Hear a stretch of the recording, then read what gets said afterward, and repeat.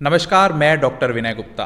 जिनके व्यक्तित्व में राम बसते हैं और जिनके घर में गणपति का निवास है, जिनकी पर्सनैलिटी किसी पोस्टर की, किसी पब्लिसिटी की या समाज सेवा की परिचायक नहीं है, जिसका जीवन ही अपने आप में समाज सेवा है, ऐसे ही अनुभवी और अग्रवाल समाज के प्रतिष्ठित व्यक्तित्व से मिलाने जा रहा हूँ।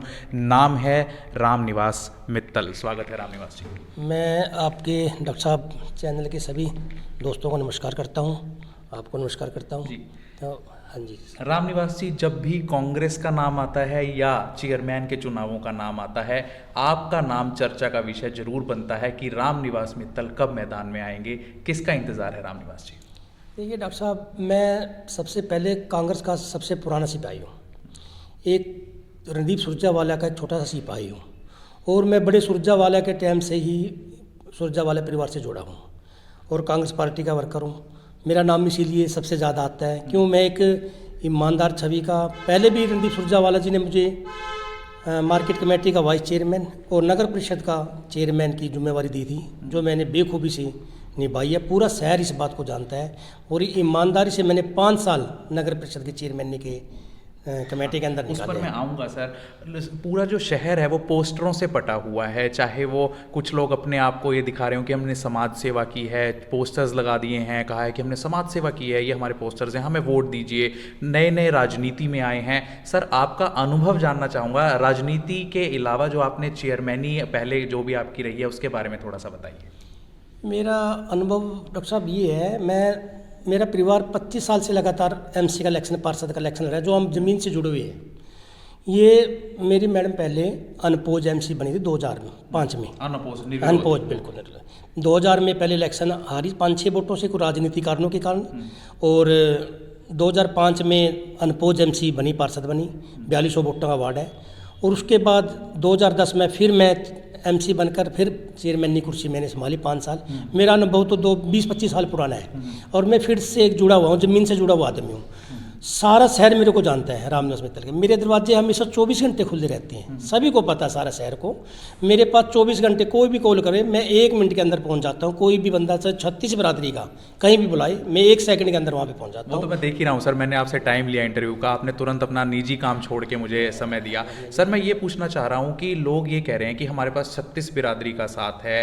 एक से मैंने एक सवाल भी किया था कि क्या अग्रवाल समाज उनके साथ है, उन्होंने कहा कि मुझे समाज की कोई जरूरत नहीं है, जनता मेरे साथ है। सर, मैं आपसे पर्टिकुलर क्वेश्चन करना चाहता हूं, क्या अग्रवाल युवा सभा या अग्रवाल सभा का आपको समर्थन है?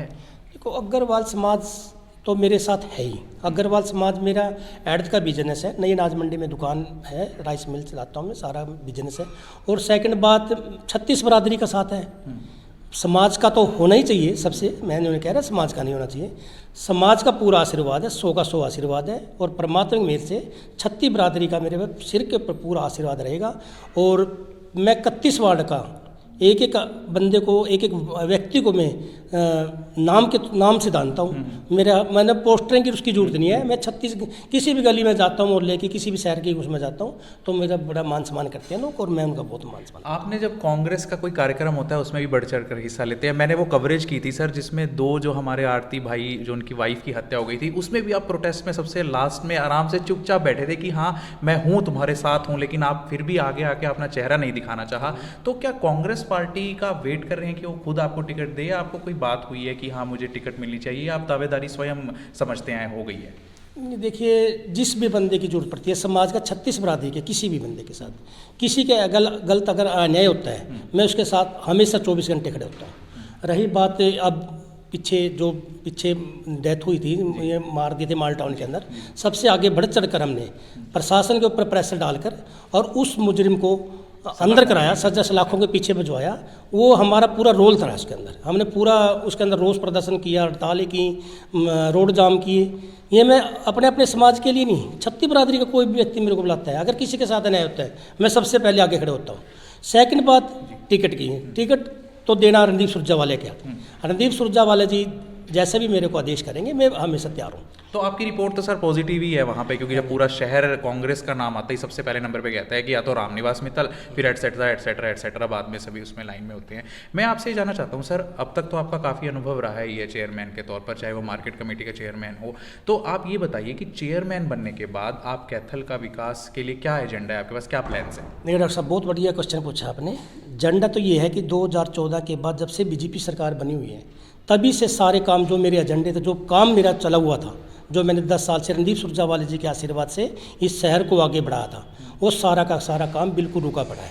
जैसे 36 बरादरियों की धर्मशाला, सारी की सारी धर्मशालाओं का यही बिल्कुल बीच में रुका हुआ काम है। सिटी स्केयर का काम जो बीच में आज तक पेंडिंग पड़ा है, बहुत अच्छा मुद्दा उठाया, बिल्कुल। बहुत जो शहर को आज पार्किंग की व्यवस्था है, आज बाजार के अंदर वो जो पार्किंग हमने बनाई हुई है ना सिटी थाने के पास, वो हमारा बहुत अच्छा प्रोजेक्ट था। वो सारा बीजेपी सरकार ने ग्रांट ना देने की वजह से वो सारा रुका पड़ा है। मैं शहरवासियों को यही विश्वास दिलाता हूँ, जो मेरे पिछले प्रोजेक्ट हैं, मुझे मेरे दिमाग में है सारे, सबसे पहले बैठते तो वही प्रोजेक्ट पूरे कराऊंगा। पार्किंग की व्यवस्था जो शहर को बहुत जरूरत है, जो शहर में जाम की स्थिति बनी है, जो रेडी वालों के लिए जगह अलग उपलब्ध कराना, ये मेरे दिमाग में अलग अलग है। मैंने 5 साल काम करके दिखाया। जो गौआ शहर में रोड के ऊपर गौआ है, ये जो रेजुलेशन नंदी गौशाला का भी मेरा डाला हुआ है। जो जितने भी गौशाला के रेजुलेशन है, मैंने अपनी कलम से, साथियों के पार्षदों की मदद उससे और रणदीप सुरजेवाला के आशीर्वाद से मेरी कलम से रेजुलेशन डला है। आगे आने वाला टाइम में भी एक तो गौशाला और जो ये पीछे प्रोजेक्ट रुके हैं, सारा का सारा मैं कराऊंगा। जो गऊ रोड के ऊपर है, जो खागड़ आज जो एक्सीडेंट हो रहे हैं, एक भी खागड़ मेरे चेयरमैन बनने के बंदे बाद नहीं मिलेगा आपको, मैं आपको विश्वास दिलाता हूँ। ये इंस्टेंट प्रॉब्लम्स आपने डिस्कस की, रामनिवास जी खुश हो गया मन ये सुन के। आप ये बताइए कि जिस तरह से और धनाढ़ व्यक्ति इस इलेक्शन में उतर आए हैं और वो दावा कर रहे हैं कि हाँ हम पानी पैसे की तरह बहा देंगे, वो बहा भी रहे हैं, चाहे वो होर्डिंग्स लगानी हो या पेजेस बनाने हो, सोशल मीडिया हो, लिस्टें बनानी हो लोगों की, इलेक्टर्स की, तो ऐसे में आप कहाँ मानते हैं कि क्या सेवा आपकी उनके साथ compete कर पाएगी? देखिए, लोग पैसा बहा रहे हैं, पैनिक दे रहे हैं। पैसा भाव कोई पैसे से कभी वोट नहीं मिलती, ना कभी भी ये दिखाने से मैं साहूकार हूँ, मैं इलेक्शन लड़ रहा हूँ, ऐसा कभी नहीं होता। ये तो पब्लिक का साथ होगा, पब्लिक का आशीर्वाद होगा।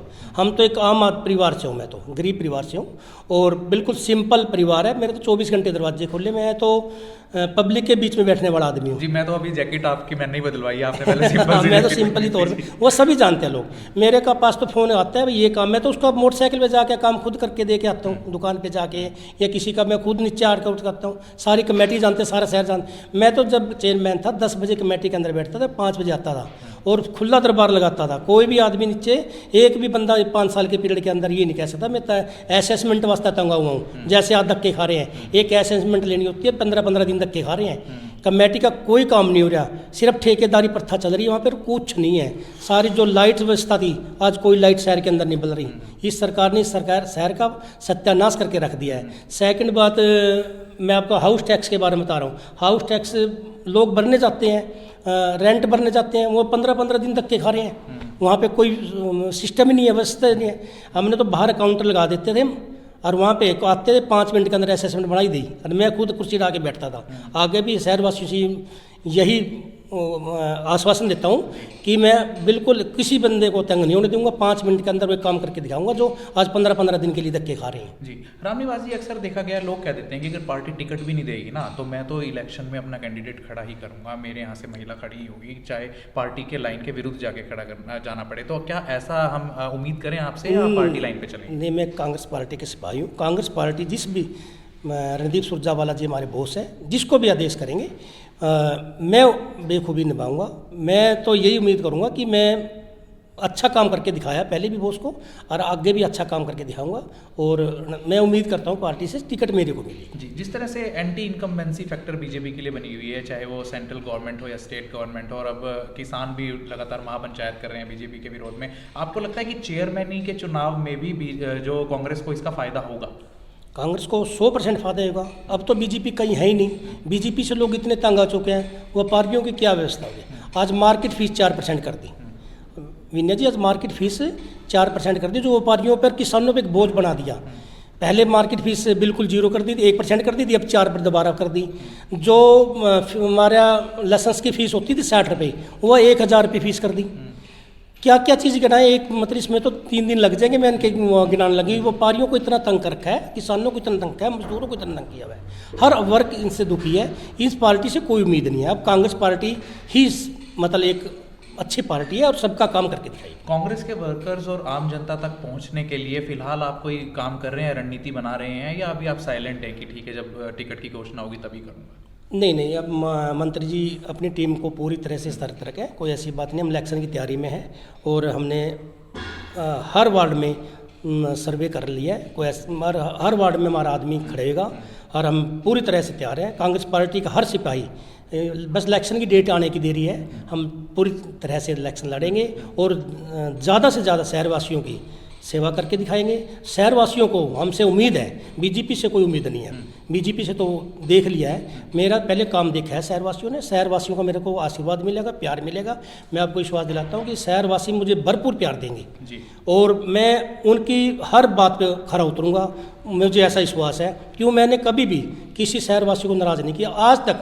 ये मैं चैलेंज के साथ कह सकता हूँ कि मेरा कोई दुश्मन नहीं है शहर के अंदर। ये बात तो सुरजेवाला जी के लिए भी कहा जाती है, वो किसी को नाराज नहीं करते। मैंने सुना है कहीं। मैं काम करके देता हूँ, जब ही नाराज होते। एक आदमी अगर ये कह दे रामनिवास मित्तल ने किसी का बुरा किया है, मैं उसके मेरे को वोट देने का अधिकार नहीं, मैं समझता मेरे को वोट मत देना। मैं ये चैलेंज कर सकता हूँ जी। मैंने किसी का कुछ करा हो तो देना, मैंने किसी के साथ अच्छा व्यवहार किया है या किसी का दुर्व्यवहार किया तो उसको मेरे सब वोट मत भी देना। ये मैं आपको चैनल्स के माध्यम से शहरवासियों को कहता हूँ।